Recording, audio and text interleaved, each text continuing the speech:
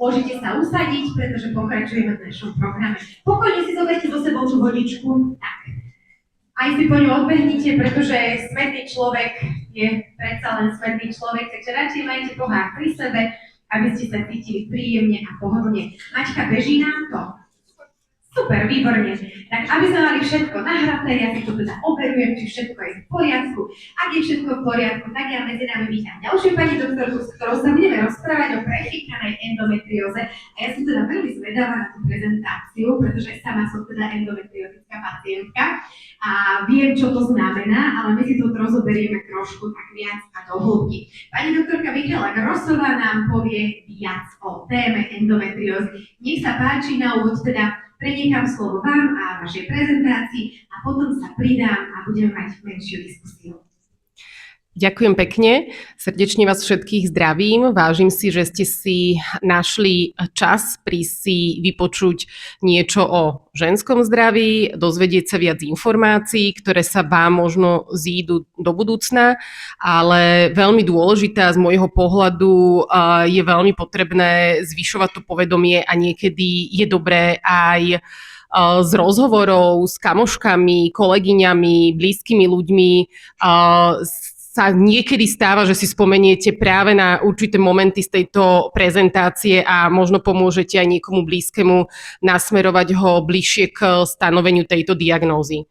Budem sa tým zaoberať aj neskôr v prezentácii, prečo je tá diagnóza endometriózy prefíkaná a budeme sa snažiť trošku bližšie nahliadnúť do všetkých tých zákutí a peripetí tej diagnózy, pretože je to diagnóza, ktorá do určitej miery je nevyliečiteľná, čiže není to ako chrípka, dostanem endometriózu, po 2 týždňoch liekov a po terapii prejde, čiže sa s ňou tie ženy boria celý život.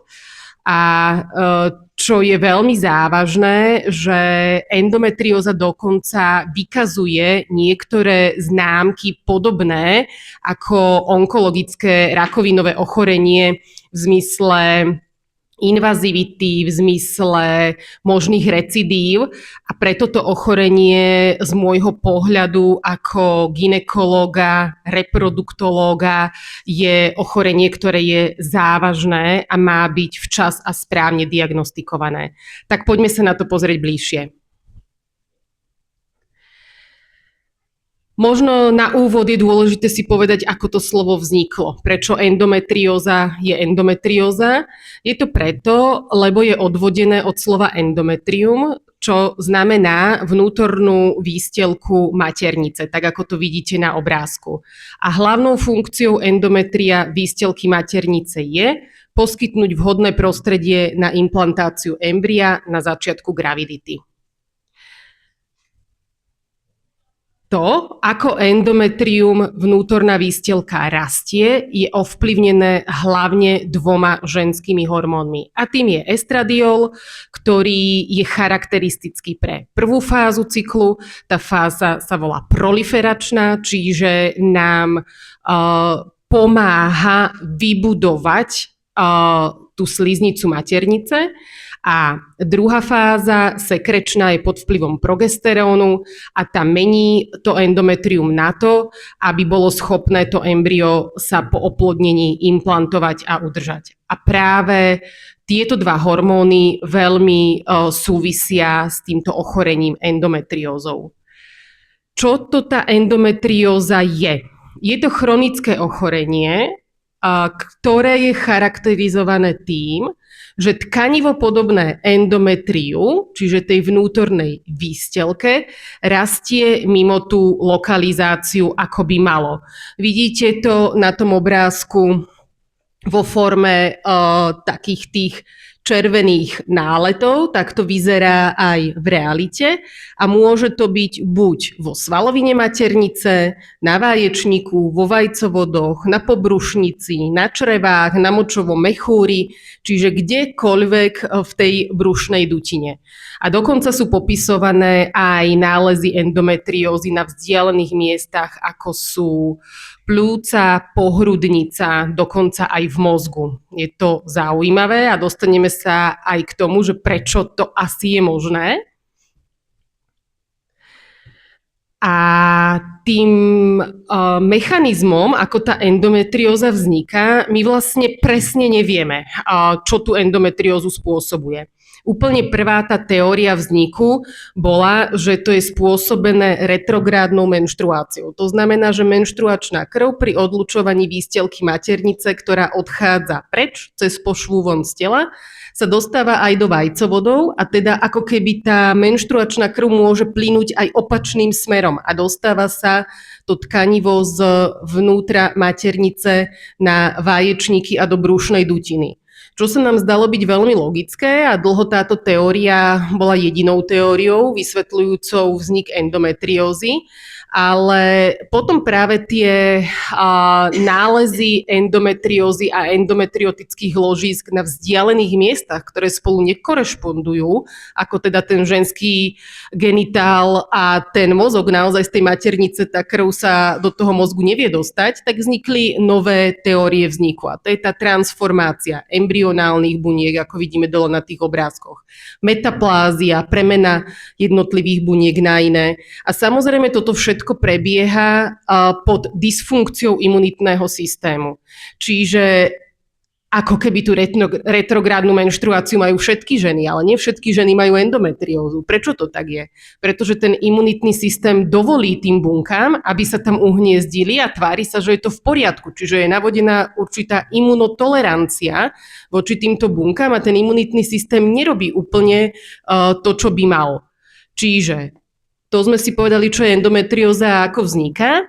Poďme sa pozrieť, koho postihuje, aké typy žien, koľko tých žien a prečo je dôležité o tom rozprávať. Je to enormný počet žien, zhruba 10% žien v reprodukčnom veku, čiže prepočítané na celosvetovo je to 190 miliónov žien celosvetovo trpí endometriózou.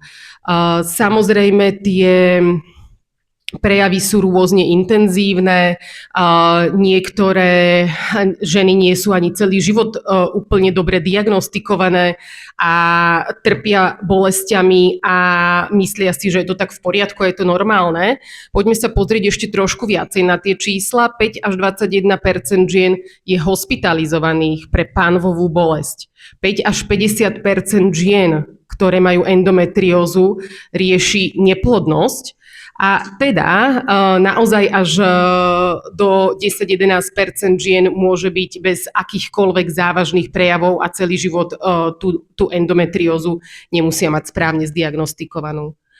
Čo je dôležité, koho postihuje najviac tá endometrióza, sú to ženy najčastejšie vo veku 26 až 35 rokov, čiže naozaj ženy, ktoré sa snažia o graviditu.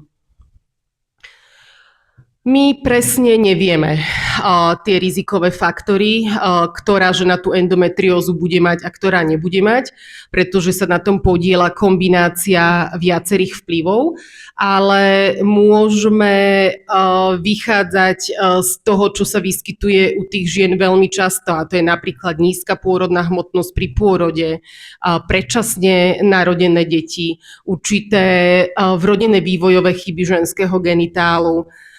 Ďalej, taký pravdepodobný rizikový faktor môže byť prvá menštruácia veľmi v skorom veku. Dobre viete, že sú dnes dievčatá, ktoré v 10 rokoch dostávajú menštruáciu. Takisto nízke BMI, potom napríklad krátky menštruačný cyklus, veľmi silné krvné straty, čiže silné menštruačné krvácanie, ženy, ktoré nie sú nikdy tehotné, k tomu sa možno dostaneme potom neskôr, prečo tá gravidita, laktácia vplýva na endometriózu veľmi pozitívne, súvisí to samozrejme s hormónmi, ale predpokladá sa aj za nejaké možné rizikové faktory, aj citlivosť na slnečné žiarenie a ďalšie.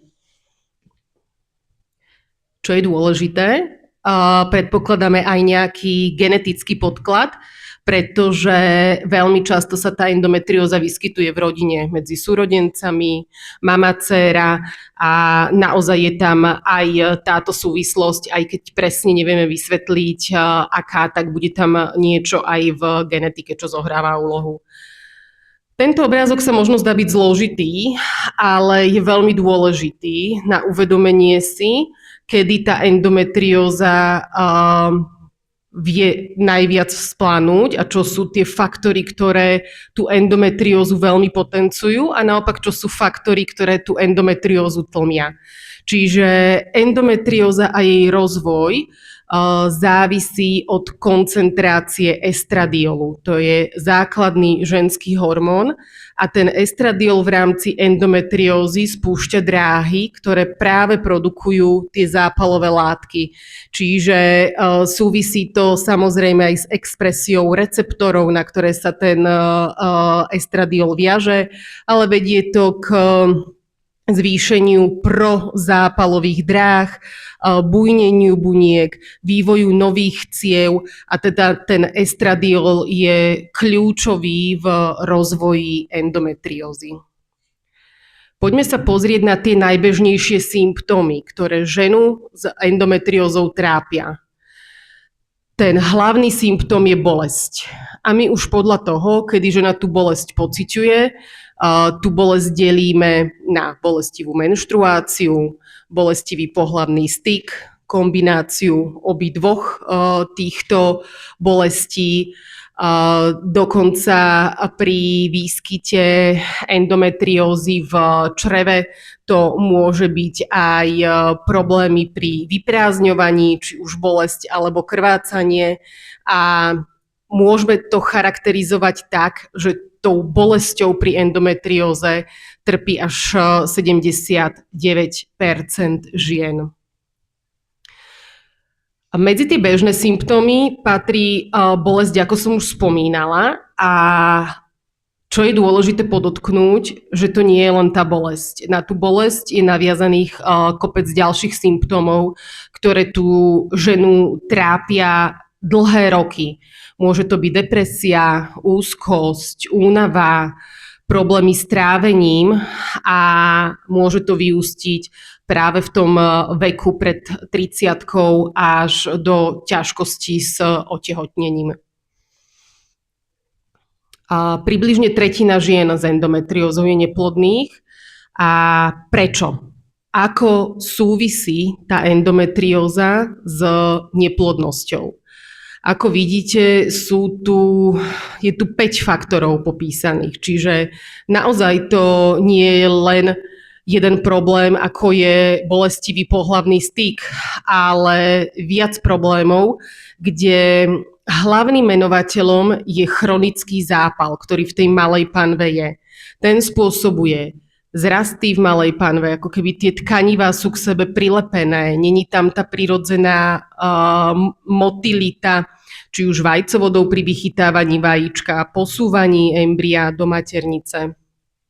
Jednak to ovplyvňuje aj receptivitu endometria, čo znamená, že tá výstelka nie je schopná uhniezdiť embryo, lebo je tam hormonálna nerovnováha a chronické prozápalové, teda prezápal hovoriace mikroprostredie.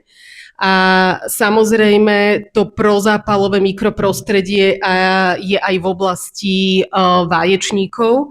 A keď tá endometrióza sa nachádza na tých vaječníkoch, väčšinou aj tie vajíčka v okolí tej endometriózy sú menej kvalitné. Čiže toto všetko spolu spraví stav, kedy tá žena je nútená vyhľadať pomoc a kedy naozaj jej nevieme pomôcť otehotnieť inak ako metodami umelého oplodnenia v centre asistovanej reprodukcie. Ale našťastie im pomôcť vieme, takže to je zase dobrý dôvod to centrum navštíviť. Veľmi často sa ženy pýtajú, keď prídu k nám do centra a my im povieme, že majú endometriózu, že prečo im to hovorím až ja, keď ona chodí pravidelne každý rok ku svojmu gynekológovi a doteraz jej to nikto nespomenul. Prečo až tak neskoro prichádzame na to, že má endometriózu, keď ona má celý život bolestivú menštruáciu, bolestivý pohlavný styk. Je za mňa veľmi frustrujúce pre nás gynekologov vidieť napísané, že tá diagnóza alebo to stanovenie tej diagnózy môže trvať 7 až 11 rokov. Dokonca v jednej štúdii sa zistilo, že ženy priemerne 7-krát navštívia lekára predtým, ako dostanú odporúčanie ku špecialistovi, ktorý im tú diagnózu pomôže stanoviť. Prečo to tak je? Nie je to neschopnosťou zdravotníkov a doktorov, je to práve tou záľudnosťou toho ochorenia a tie symptómy endometriózy sa veľmi často prekrývajú so symptómami iných, či už gynekologických, urologických, gastrointestinálnych ochorení, čo vlastne potom komplikuje tú diagnostiku. Čiže keď si vezmeme bolesť ako takú v malej panve, s čím všetkým môže súvisieť? Môže súvisieť s nejakým zápalom močového mechúra, môže súvisieť s cystami na vaječníku, môže súvisieť s inými zápalovými ochoreniami, ktoré vyvolávajú nejaké baktérie, dajme tomu. Čiže aj na to sa myslí, či tam nie je nejaký iný vyvolávateľ toho zápalu. Potom sú tu určité črevné ťažkosti, ktoré trávenie, mikrobióm môžu imitovať tie bolesti. Takisto adenomyóza je ochorenie, kedy sa endometrióza nachádza vo svalovine maternice. Toto všetko prispieva k tomu, že naozaj niekedy tú diagnózu nevieme stanoviť hneď. Čo je ale typické a na čo treba myslieť, že tie ložiská tej endometriózy sú pod vplyvom tých hormónov. Takže v zásade tá bolesť má nejaký cyklický charakter. Tak ako žena má cyklus, ktorý prebieha, takisto aj tie bolesti sa dá vystupovať, že vykazujú určité cyklické charakteristiky. A to je veľmi nápomocné v tej diagnostike. Prečo teda stanovujeme tú diagnózu tak neskoro a vedeli by sme ju možno tak ako zápal? Ideme k doktorovi, máme bakteriálny infekt alebo vírusový. Doktor spraví CRP a hneď sme doma. No a práve pri tej endometrióze nám ten marker, ktorý by nám stanovil tú diagnózu endometriózy, chýba.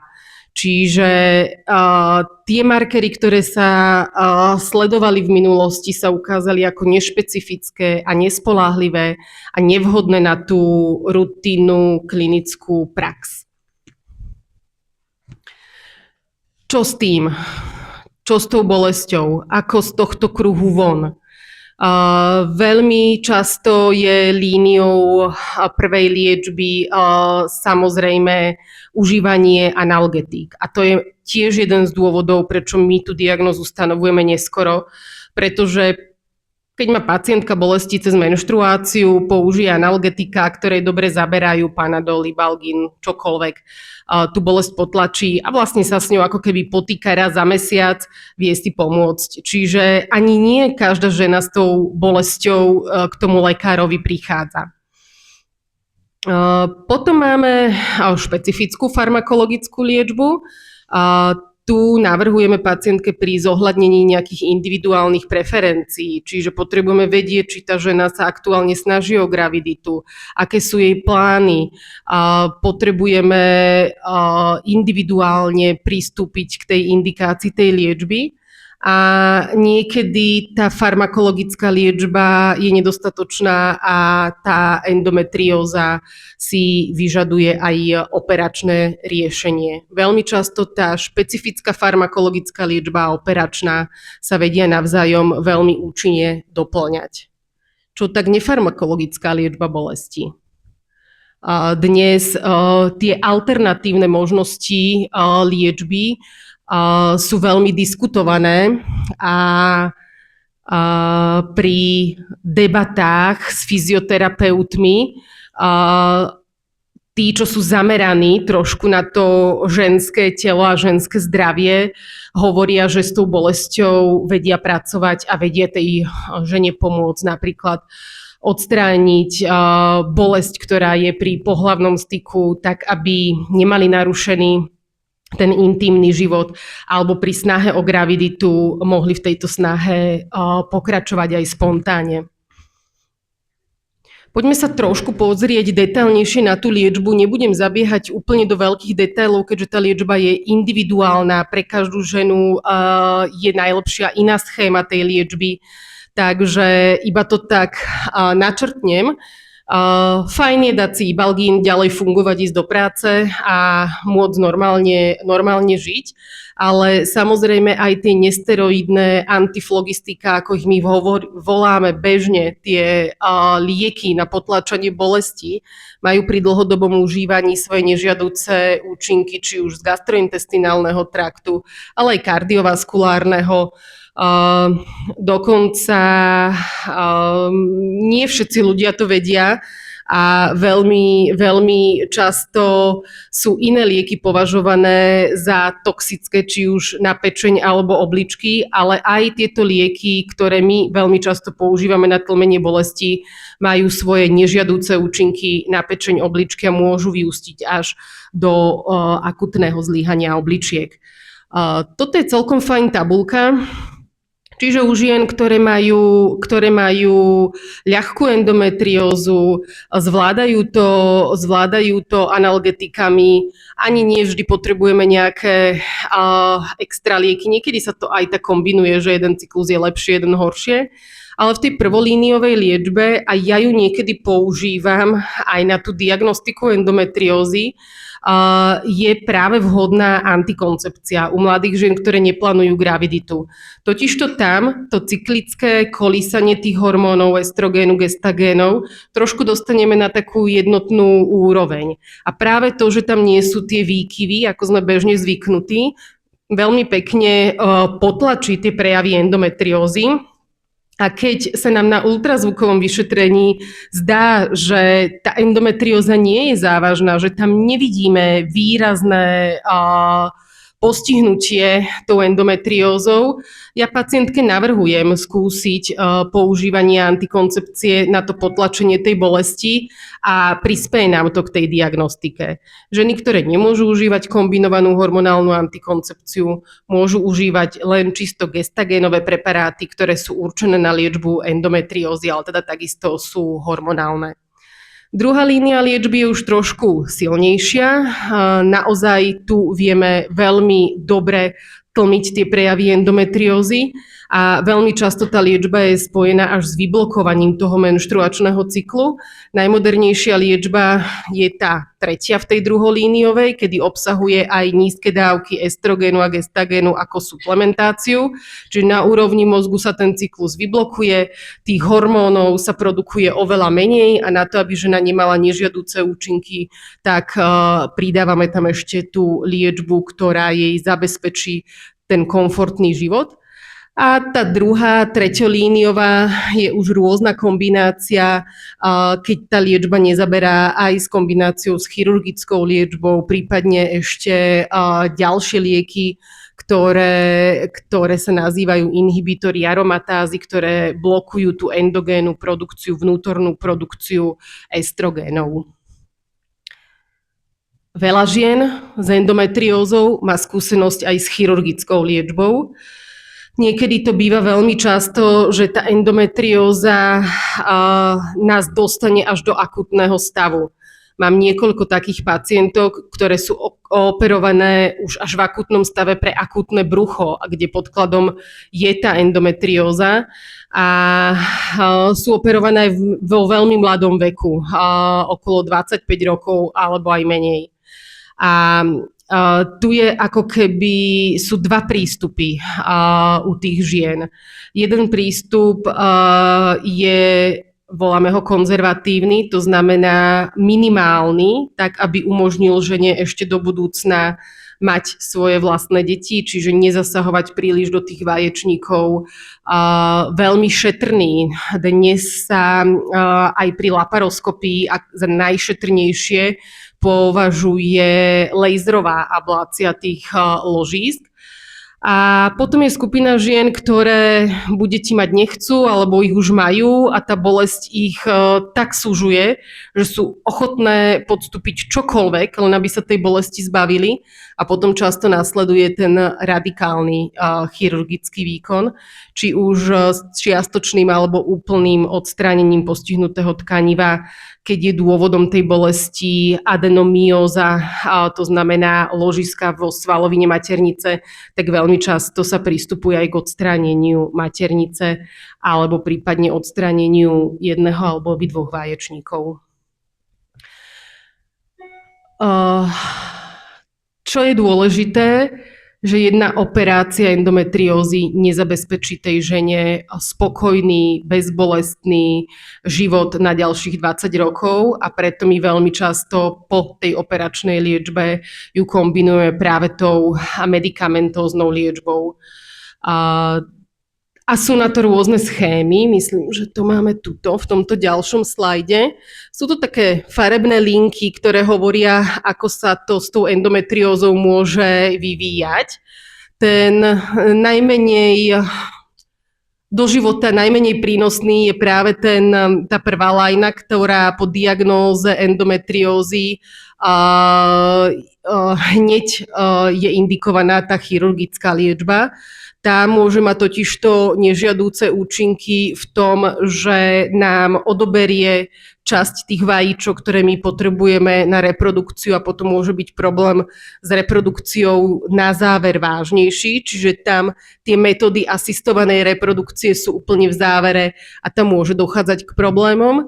Sme radšej, ak tá endometrióza po diagnostike je dlhodobo držaná, ja tomu hovorím, že na úzde, hej, čiže máme ju liekmi pod kontrolou a následne potom nastupuje tá liečba neplodnosti. A úplne ideálne je, keď sa vôbec nedostaneme k operačnej liečbe, alebo tá operačná liečba je už až po splnení tých reprodukčných požiadaviek úplne na konci toho fertilného života ženy. Čiže takto všelijako sa to môže vyvíjať. Myslím, že v tej praxi sa stretávame so všetkými alternatívami.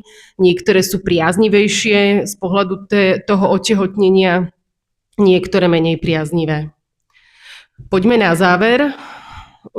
Čo nás najviac trápi, je, že endometrióza je neskoro diagnostikovaná a teda k tomu stanoveniu diagnózy niekedy vedú roky. Je to práve preto, že má nešpecifické symptómy, nedostatok nejakých biomarkérov, nevieme stanoviť endometriózu z krvi, určitá tá stigmatizácia alebo normalizácia symptómov. Určite ste to všetci počuli alebo sa s tým stretli. Keď sa posťažujete gynekologovi na silnú menštruáciu, tak to odbaví, to je normálne, to je v poriadku, menštruácia bolí. Do určitej miery áno, niekde to už normálne nie je. Medzi tej možnosti liečby patria analgetika samozrejme ako prvá voľba, ale farmakologická liečba by mala byť zahájená včas a tak, aby sme sa vyhli tomu chirurgickému zákroku, pokiaľ to je možné. Prvou líniou liečby sú kombinované hormonálne kontraceptíva, gestagény, ale teda až u 1/4 až 1/3 pacientok môžu byť neúčinné a práve je to preto, lebo je tam rezistencia na úrovni tých receptorov a ten efekt nie je taký, ako by sme si predstavovali. Druhá línia liečby zahŕňa modernejšie, silnejšie lieky, našťastie dnes už aj v tabletkovej forme, kedysi boli len v injekčnej. A treba vedieť, že operácia nevyrieši endometriózu na dobro a navždy, ale aj po operačnej liečbe sa môže v určitom percente a aj veľmi rýchlo, niekedy aj do pol roka, sa tie prejavy môžu vrátiť. Čiže čo my potrebujeme a čo my vieme, že potrebujeme liečbu, ktorá je jednoduchá, neinvazívna, rýchlo uľavuje od symptómov a má za následok to, že tá endometrióza sa bude vracať v nižšom percente a je vhodná na dlhodobé použitie. Ďakujem za pozornosť. Ďakujeme krásne, samozrejme potlesk. Ak dovolíte, tak teraz si to možno trošku zhrnieme. Ja som si napísala aj nejaké otázky, dámy. Ak máte otázky aj vy, nebojte sa, ale je mi jasné, že táto téma nemusí byť veľmi komfortná pre všetky. Tak ak budete mať potom neskôr otázky, pani doktorka určite veľmi rada, čo to zodpovie aj, povedzme, že nie takto verejne. Ale keď už tu máme taký ten náš babinec a rozprávame sa naozaj aj o návšteve gynekológa, rozprávame sa o endometrióze, ktorá vie byť prefíkaná, ako sme to povedali. No napriek tomu chceme viesť komfortný život, tak spýtam sa presne to, čo som sa spýtala aj pani doktorky, ktorú sme mali ako prvú, pretože tam sme sa ale rozprávali o HPV. Teraz sa rozprávame o endometrióze a návšteve gynekologickej ambulancie. Ako prebieha diagnostika endometriózy a na čo by sme sa mali pripraviť? Podľa čoho by sme mali možno, že nejakým spôsobom aj vnímať, že to môže byť aj tento problém, ak nás niečo podobné trápi? Tým hlavným prejavom je bolesť. A treba tú bolesť veľmi dobre rozobrať, prebrať, ísť do detailov. Čo to znamená? Niekedy si my pomáhame nejakou škálou, stupnicou. Čiže spýtať sa tej pacientky, OK, keď 0 je žiadna bolesť a 10 najväčšia bolesť, akú si viete predstaviť. Kde na tej škále ste počas menštruácie? Viete, zažívate inú bolesť, ktorá je silnejšia ako menštruačná? U zubára, neviem čo, pôrodné bolesti, ak už je to teda po pôrode, ak pacientka zažila. Veľmi často sa to dá k niečomu prirovnať a vedia to tie pacientky popísať. Tá bolesť ide cez určité dráhy a sú ženy, ktoré majú nižšiu toleranciu bolesti a ktoré majú vyššiu toleranciu bolesti. Je určitá genetická predispozícia, ako tie ženy tú bolesť vnímajú, a keď tá mladá žena, slečna, vidí, že jej mama celý život trpela bolestivou menštruáciou, tak áno, nastaví sa, že OK, to je normálne. Myslí si, že je to normálne, presne. Takže ja si myslím, že je dôležité o tom hovoriť. A čo je veľmi dôležité, a určite to spomínala pani doktorka Ďurčeková, ten komfort, ktorý máme my na Slovensku, ktorý sa stále na všetko sťažujeme, aj na zdravotníctvo. V žiadnej inej krajine nie je ročná gynekologická preventívka každý rok zadarmo, tak ako ju máme my. Treba na tie preventívky chodiť, treba to s tým gynekologom prebrať, a ja si myslím, že práve keď je na to dostatok času, nemusí to byť vždy, ale vždy tá žena si nájde ten priestor, a keď príde tretíkrát a hovorí tomu gynekologovi, že ale ju tak trápia tie bolesti, že nevie fungovať, ja si myslím, že každý sa začne tomu pozornejšie venovať. Čiže zase sme pri tom, rozhovor je základ. Čiže ja tú diagnózu mám stanovenú na 80% len rozhovorom s tou pacientkou. Potom nám je samozrejme pomôcť expertné ultrazvukové vyšetrenie. Naozaj v tých ambulanciách väčšina gynekologov má veľmi kvalitné ultrazvukové prístroje. Vieme zdiagnostikovať tú endometriózu celkom dobre, a keď nie, vieme ju poslať na vyššie pracovisko. Čiže každý máme špecialistov vo svojom okolí, kde môžeme tú pacientku poslať na expertné posúdenie. A ja napríklad, keď som už úplne v úzkých, tak napríklad aj magnetická rezonancia sa dá využiť, keď potrebujeme hľadať nejaké drobné ložiská na miestach, ktoré nám ultrazvukom nie sú úplne dobre viditeľné. Napríklad na čreve sa veľmi ťažko tie ložiská hľadajú. Ale vieme tú pacientku niekam poslať, a už niekto z týchto špecialistov určite na tú diagnózu príde. Žiaľ, nevieme tú diagnózu stanoviť z krvi. Spomínali ste, že je to často oneskorená diagnóza a bolo tam veľa rokov. Že naozaj niekedy to trvá 7-10 rokov, kým sa zdiagnostikuje správne táto endometrióza. Čím je to možno spôsobené? Viem, že pri HPV žiaľ ideme opačne, je to čoraz skôr ženy, ak náhodou teda toto ochorenie majú, ale prečo je to oneskorené práve pri endometrióze?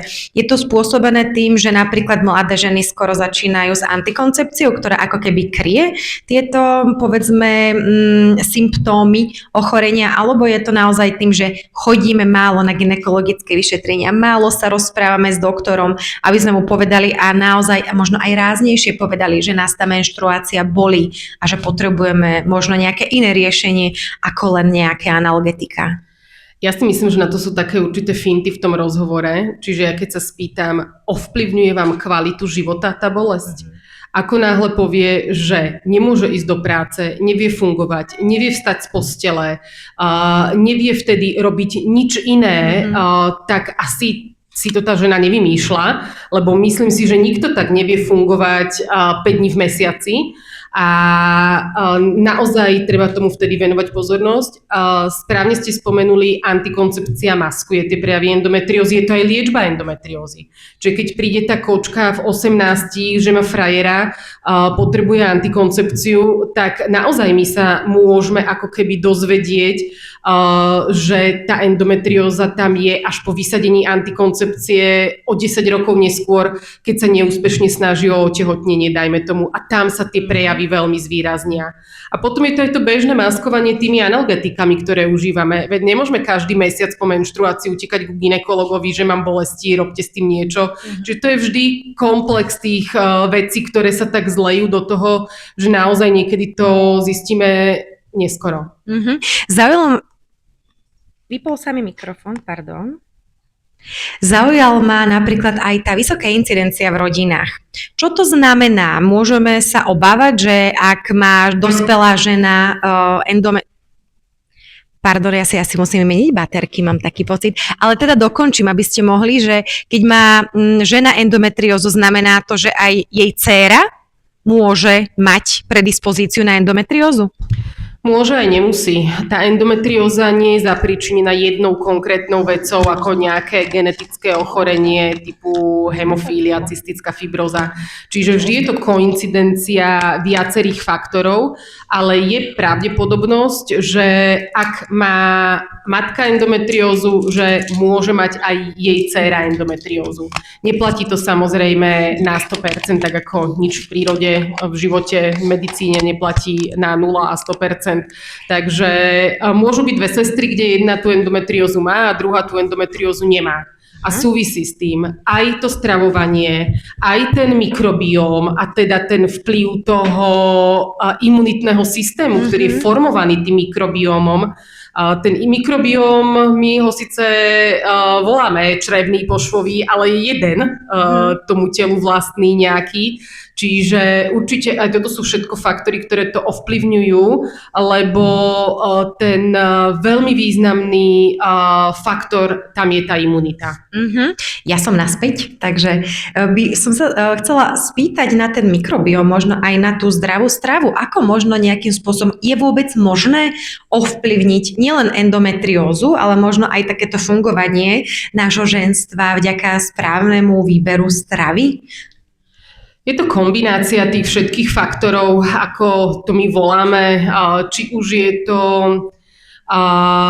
nejaké cvičenie, podpora prekrvenia tej malej panvy, či to nazveme hormonálna joga alebo akokoľvek, to už sú podľa mňa také nálepky, ktoré my tomu dávame. Pointa je nejaká harmónia toho organizmu a to je vždy kombinácia toho well-beingu, ako sa cítime. Keď máme správne stravovanie, dobre nám funguje mikrobióm, dobre nám fungujú hormóny, tak sa máme dobre. Určite tu do toho vstupuje aj to, ako sme sa rozprávali v predošlej prednáške s Míškou. Máme mnohí z nás stresujúce povolania, žijeme naozaj veľmi rýchlo. Tá doba, v ktorej sme, nemusí byť vždy priaznivá na to, ako naše telo funguje. Takže možno práve preto si treba dávať viac pozor aj na to svoje ženské zdravie. Ako sa hovorí, vieme, že sme cyklické, že fungujeme v nejakých cykloch a práve vtedy vieme, že sme možno niekedy citlivejšie, tak by sme si mali dávať viac pozor možno aj na to, akým spôsobom funguje to naše ja, lebo je to individuálne. Poznať samu seba a počúvať to svoje telo a dať ho do harmónie s tou psychikou je veľmi ťažké učíme sa to celý život, nie vždy nám to vychádza, ale sa o to snažíme a práve o tom sú tie techniky, ktoré môžu pomôcť, čiže to fyzioterapia, akupunktúra, kde vieme, že akupunktúra je číslo 1 na liečbu bolesti, či už migrén, ktoré na nič nezaberajú, čiže máme možnosť siahnuť aj po kombinácii a vždy je to o tom, čo pre to telo, na čo to telo najviac reaguje. Aby sme to tak nejak komplexne, možno nejakým spôsobom vyskladali same v sebe, aj to je dôležité. A taktiež vieme, že nie len ženy, aj muži, ale teda aj my sme také dosť ovplyvňované hormónmi, tak ak môžeme ešte možno nejak prepojiť tie hormóny a endometriózu, ich vzájomné fungovanie alebo možno nefungovanie, ako nás ovplyvňujú hormóny práve pri probléme s endometriózou? Endometrióza miluje výkyvy hormónov. To znamená, že keď my sa dostávame do toho disbalansu, a my ho môžeme vnímať, že stres, spúšťač, tie hormóny totižto nefungujú separátne, čiže veľa z hormónov stresových je prepojených na ženské hormóny a to je jeden komplexný systém, čiže ja keď som v nepohode a v strese, tak môžem to vidieť aj na tom, že mi bude meškať menštruácia, dajme tomu. Čiže to telo a preto ten holistický prístup tej čínskej medicíny, ktorý u nás v tej západnej medicíne nie je úplne bežný, ale učíme sa to vidieť, aj my bežní lekári so vzdelaním tej západnej medicíny, ako to hovoríme, nefunguje zvlášť reprodukčný systém, tráviaci a tak ďalej. Všetko je prepojené do jedného celku. A vždy, keď sa snažíme niečo vytrhnúť a liečiť len časť, nikdy nedosiahneme ten úspech, ako keď liečíme celé telo ako celok.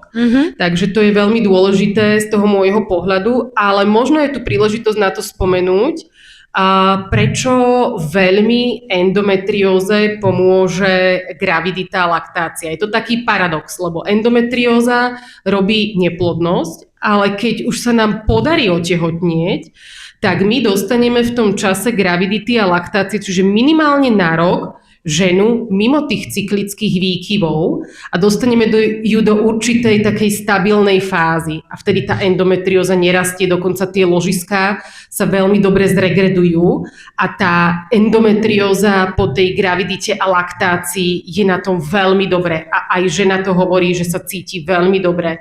A my, ktorí pracujeme s tými ženami, ktoré chcú otehotnieť, tak veľmi pozitívne to popisujú. Enormný ústup tých bolestí po pár mesiacoch tej gravidity. A zase môžem otvoriť takú tému, ktorú ja rada otváram. Či ten náš ženský organizmus bol vymyslený na to, aby prechádzal tými cyklickými fázami, a to je zase taká moja dilema, ktorú rada rozoberám s tými pacientkami, lebo tá príroda to tak nechcela. Príroda chcela, aby sme boli stále tehotné, stále dojčili, stále mali deti, aby každá ovulácia bola využitá a tam sa dostávame do toho štádia, kde naozaj tie výkyvy hormónov až také nemáme. Takže to je len otázka, že ako sa na tú vec pozeráme, aký máme uhol pohľadu. Či toto, čo my prežívame každý mesiac, čo je menštruácia? Menštruácia je neotehotnenie, čiže nevyužitá ovulácia. Každý mesiac nám ponúka to telo byť tehotné a my každý mesiac to neakceptujeme, lebo sme nastavené tak, že chceme mať len 1-2 deti, ale je to tak. Keby príroda chcela, aby sme mali 1-2 deti za život, tak by sme mali 1-2 ovulácie za život. Čiže ja sa snažím to otačať aj, pozrime sa na to aj z opačnej strany, možno z ktorej to nechceme vidieť. Takže to sú len také na zamyslenie, na debatu veci. No, tak na debatu je aj to, že príroda by mala chcieť, aby sme boli šťastné a pritom 79% žien má bolesti pri menštruácii. To tiež nie je v poriadku, povedzme si rovno. Nie? No tak keď sme tehotné a dojčíme, tak rok máme pokoj.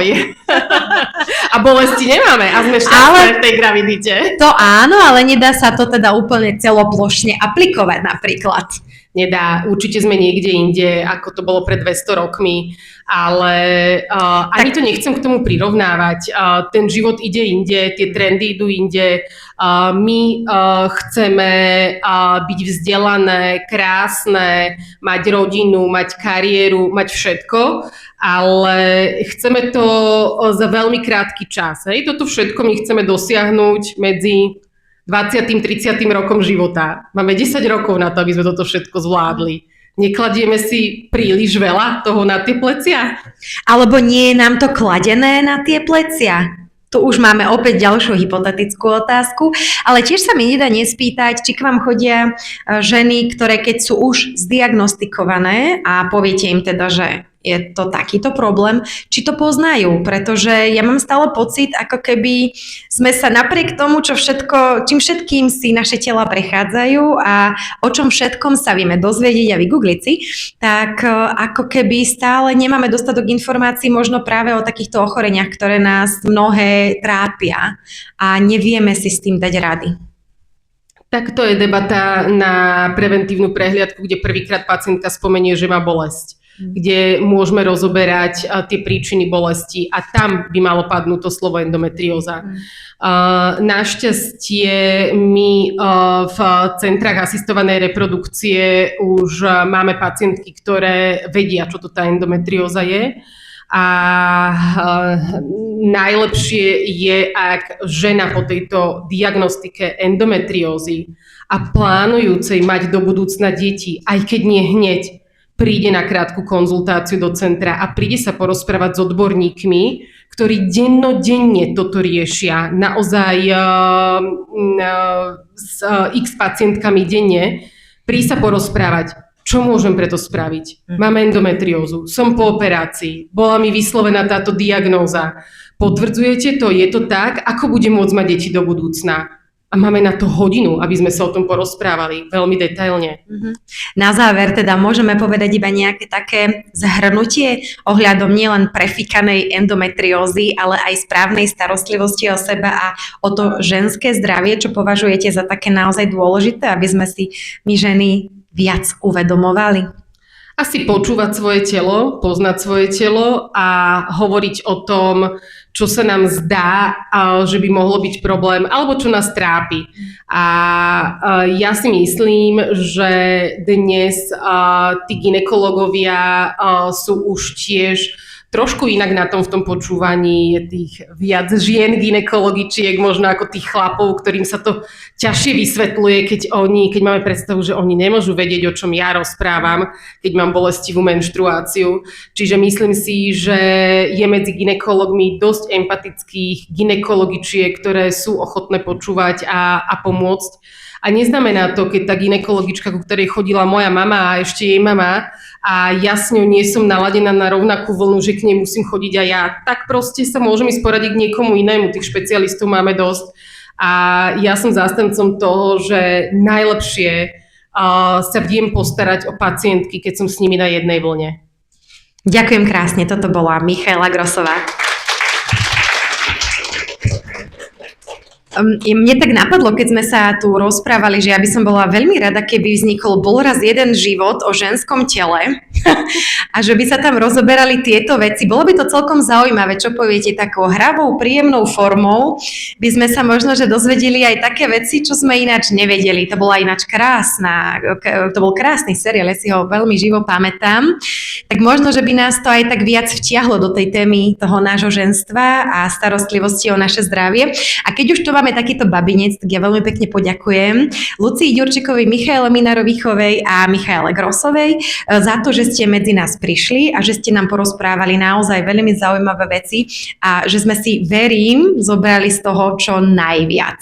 Dámy a páni, lebo máme tu dvoch mužov, slovom dvoch, takže vám ďakujem krásne, že ste prišli ako podpora vašich žien, ale teda, že ste tu a ďakujem, že ste v tomto našom ružovom babinci dnes sa cítili dobre, že ste si vypočuli tieto prednášky. Ak budete mať záujem, tak pani doktorky a aj Miška to ešte stále sú, aby ste sa ich čo to popýtali. No a teraz mne neostáva nič iné, len teda vám poďakovať, ale ja nechcem, aby ste odchádzali, pretože nastupuje veľmi obľúbená časť a to je tombola. a po nej bude nasledovať voľná diskusia. Takže vám veľmi pekne ďakujem, že ste sa zúčastnili, že ste tu tak krásne sedeli a poďte si vytiahnuť svoje tombolové lístky, pretože sa ideme po tých trošku náročnejších témach trošičku zabaviť. Prepnem, ak máme ďalší slajd. Tak, áno, máme to aj v slajde, takže sa veľmi teším, že tombola a voľný networking vidíte, takže máme všetko pripravené. Vytiahnete si svoje tombolové lístky, dámy. Pokojne si môžete sadkať k sebe, ak chcete, nech sa páči. Predtým, než mi sem príde Maťka, tak ja by som ešte raz veľmi chcela poďakovať MSD a Reprofitu a taktiež aj Expozone a Mary Kay. Akčné ženy pre zdravie, ženy na zdravie, my všetky sme tu s vami, takže ak budete mať nejaké ďalšie otázky, nielen na pani doktorky, nielen na Mišku, ale aj na nás, tak sa v networkingu môžete pridať. A ja mám otázku na Maťku, či mi ide teraz vyžrebovať prvé číslo a necháme to tak, že vlastne na záver sa bude žrebovať majmút, medzi tým si môžete vyberať z knížiek, tričiek, zápisníkov. A čo tam ešte máme? No, takže máme tam asi 10 vecí. Takže poďme na to, Maťka, nech sa páči. Teraz bude trošku taká zábavnejšia časť. Tak, je to 26. Hej, kto má 26? Máte, výborne, nech sa páči, poďte k nám. Tak, môžete si vybrať a môžete nám zároveň vyžrebovať ďalšiu šťastnú výherkyňu. Spravíme si to tak reťazkovým kolotočom, dobre? 20. Dámy.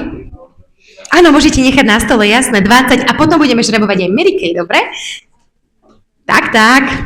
Výborne, gratulujeme, môžete ísť k Maťke si vybrať a zároveň žrebujeme ďalšie číselko, ktorým je 25. Výborne, poďte si po svoju výhru, oplatilo sa dnes prísť. Páči sa, môžete vyžrebovať ďalšiu výherkyňu. 24. Áno, nechajte na stoliku, my vám veríme, ale videla som číslo, nebojte sa. Tak, poďte nám vyžrebovať ďalšiu šťastnú výherkyňu. 22. Výborne, a poďte si vybrať aj nejakú knižočku. Maťka, my máme diskusný krúžok rovno pri knižkách, pozerám, výborne. Páči sa mi to.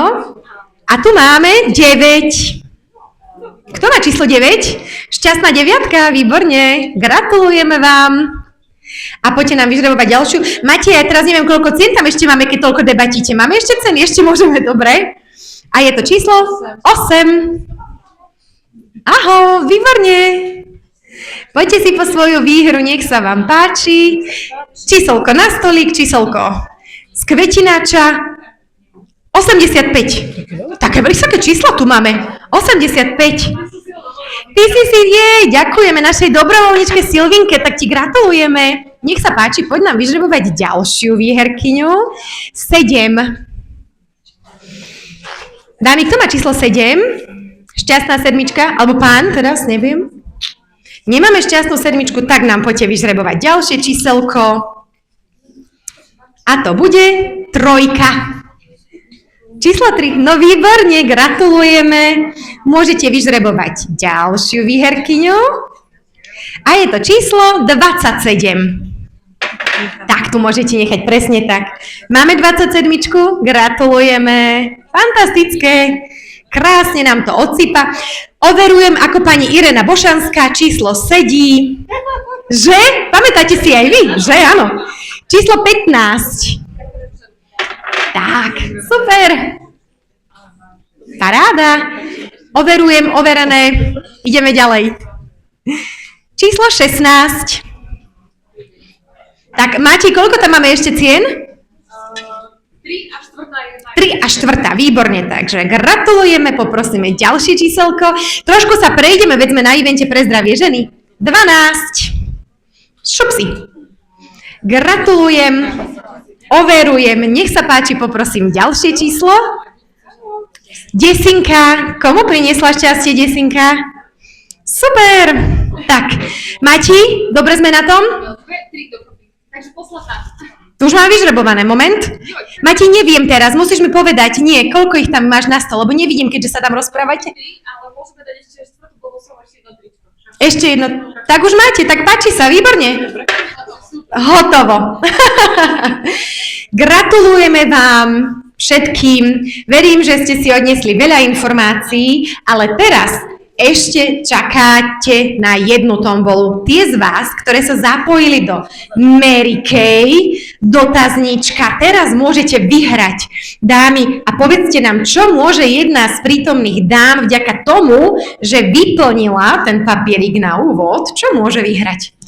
Je to naozaj veľmi bohatý balíček, kde nájdete korektor a maskaru, nájdete tam veľmi obľúbenú práškovej podobe lícenku, potom trendovú gelovú hydratačnú lícenku s kyselinou hyaluronovou micelárnu vodu na také rýchle odlíčenie, ďalej tam nájdete podkladovú bázu, čiže zmatňujúci make-up a krásnu paletu aktuálnych noviniek, očných tieňov aj so zrkadielkom, takže je to veľmi, veľmi hodnotný balíček a verím, že dáma, ktorá ho získa, tu fyzicky bude a sa mu poteší, keď nie, takže žrebujeme ďalšiu dámu, ktorá tu bude. Ja som sa povedať, že keď tu nebude, ja sa ujmem teda, ja budem toľkej lásky, že teda ja by som to prebrala, ale verím, že tu jedna z vás bude a bude to? Bude to pani Barbora Čičmanská.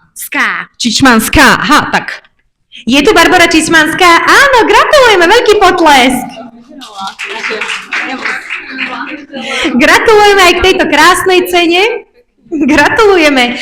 Ďakujeme veľmi pekne. Ak dovolíte, ja ešte raz poďakujem našim partnerom MSD a Reprofitu, taktiež Mary Kay, za to, že sa tu s nami prišli pozrieť nielen na zdravie z tej vnútornej, ale aj z tej vonkajšej stránky.